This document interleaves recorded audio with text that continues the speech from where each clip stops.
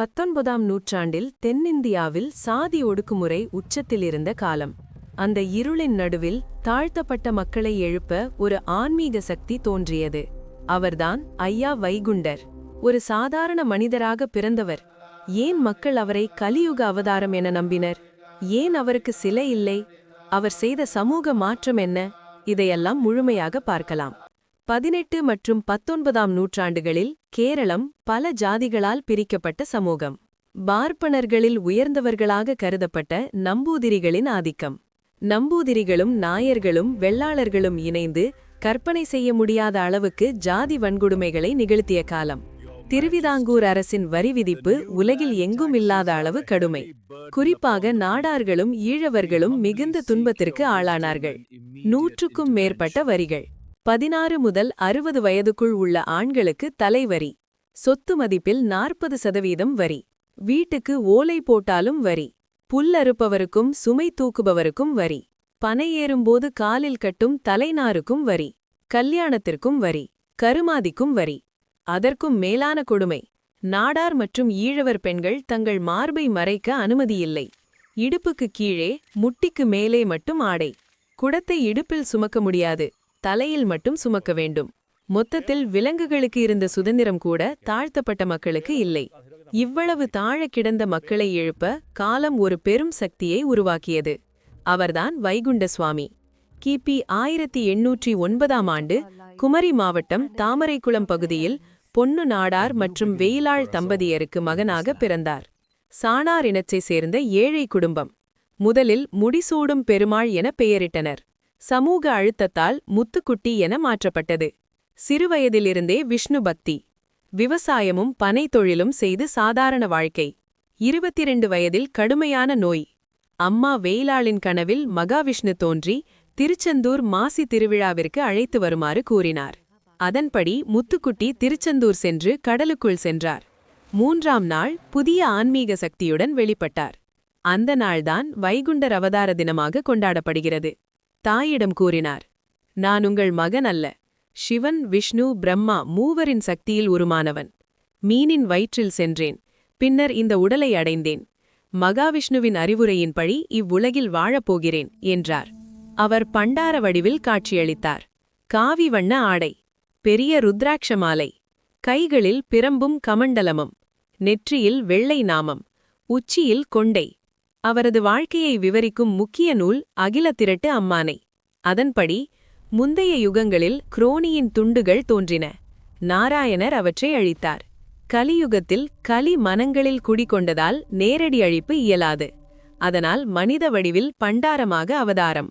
வைகுண்டர் என்பது மனிதன் plus Narayanan plus ஏக பரம்பொருள். பின்னர் அவர் தக்ஷணம் எனப்படும் சுவாமி தோப்புக்குச் சென்றார். அங்கு 6 ஆண்டுகள் கடுந்தவம். 2 ஆண்டு குழியில், 2 ஆண்டு தரையில், 2 ஆண்டு உயர்ந்த மேடையில். தவக்காலத்தில் பச்சரிசி பாலும் மட்டும் உணவு. வடக்கு வாசலில் சிலரின் உடலில் பேயாட்சி. அவர் அவற்றின் சக்தியை ஒப்படைக்கச் செய்தார். சத்தியம் செய்து தீயில் மாய்வு. மலைவாழ் காணித்தாரர்களின் மந்திர சக்திகளும் அவரிடம் ஒப்படைக்கப்பட்டதாக கூறப்படுகிறது. நோயினுடன் வந்த மக்களுக்கு மண்ணும் தண்ணீரும் கொடுத்து நோயை குணப்படுத்தினார். இன்றும் வடக்கு வாசலில் மண் வைக்கப்பட்டிருக்கிறது. திருவிதாங்கூரில் பெண்களுக்கு மேலாடை தடை. தண்ணீர் குடத்தை இடுப்பில் சுமக்க தடை. தெருவில் நடக்க தடை. மார்பை மறைக்க வரி. இந்த அடக்குமுறைகளை எதிர்த்து வைகுண்டர் விழிப்புணர்வு ஏற்படுத்தினார். உருவ வழிபாட்டை எதிர்த்தார். காணிக்கை கொடுக்க வேண்டாம் என்றார். மாந்திரீகர்களிடம் மதிமயங்க வேண்டாம் என்றார். தாழ்த்தப்பட்டவர்களின் வீடுகளில் உணவருந்த சீடர்களுக்கு கட்டளை. அநியாய வரிகளை எதிர்த்தார். அனைவரும் மேலாடை அணிய வேண்டும் என்றார்.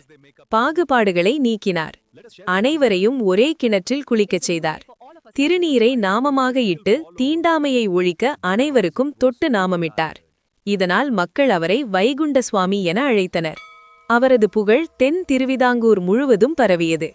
மன்னன் சுவாதி திருநாளிடம் புகார் செய்தனர். அவரது தவத்தின் 5ஆம் ஆண்டின் இறுதியில் அவரை சிறைப்பிடித்தனர். கயிற்றால் கட்டி சாலையில் இழுத்தனர். பாலில் விஷம் கலந்து கொடுத்தனர். கொதிக்கும் சுண்ணாம்பில் தள்ளினர். இறுதியாக பட்டினி புலியுடன் கூண்டில் அடைத்தனர்.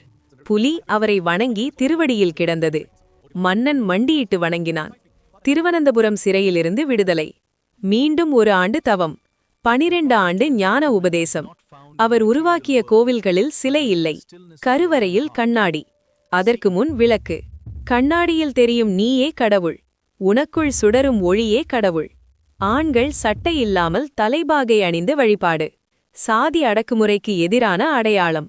சமபந்தி உணவு, எல்லோரும் சமமாக அமர்ந்து உணவு. ஒவ்வொரு சாதிக்கும் தனி கிணறு என்ற பழக்கம் முறியடிப்பு. கூட்டு வழிபாட்டால் கலிமாயை ஒழிக்கலாம் என்ற போதனை. ஐயாவழி திருமணங்களில் ஓமம் இல்லை, வேத ஓதல் இல்லை, கணவர் இறந்தால் தாலி கழட்டும் வழக்கமும் இல்லை. குழந்தை திருமணம், கல்வி மறுப்பு, உடன்கட்டை ஏறுதல் அனைத்திற்கும் எதிர்ப்பு. கிபி 1851ஆம் ஆண்டு ஜூன் மாதம் அவர் வைகுண்டம் சென்றார் என நம்பப்படுகிறது. அவர் பயன்படுத்திய பொருட்களையே வைத்து வழிபாடு. நாற்காலி, அவரின் இருப்பின் அடையாளம். பின்புறம் கண்ணாடி, நீ தேடும் இறைவன் உனக்குள்ளே. அவரது உருவத்தை பலமுறை வரைய முயற்சி, ஒவ்வொரு முறை வேறு வடிவம். இறுதி வரை முழு உருவம் வரைய முடியவில்லை என கூறப்படுகிறது. இருளின் நடுவில் எழுந்த ஒளி, ஒடுக்குமுறைக்கு எதிரான ஆன்மீக புரட்சி, மனிதனுக்குள் உள்ள தெய்வீகத்தை உணர்த்திய வழி. அவர் ஐயா வைகுண்டர்.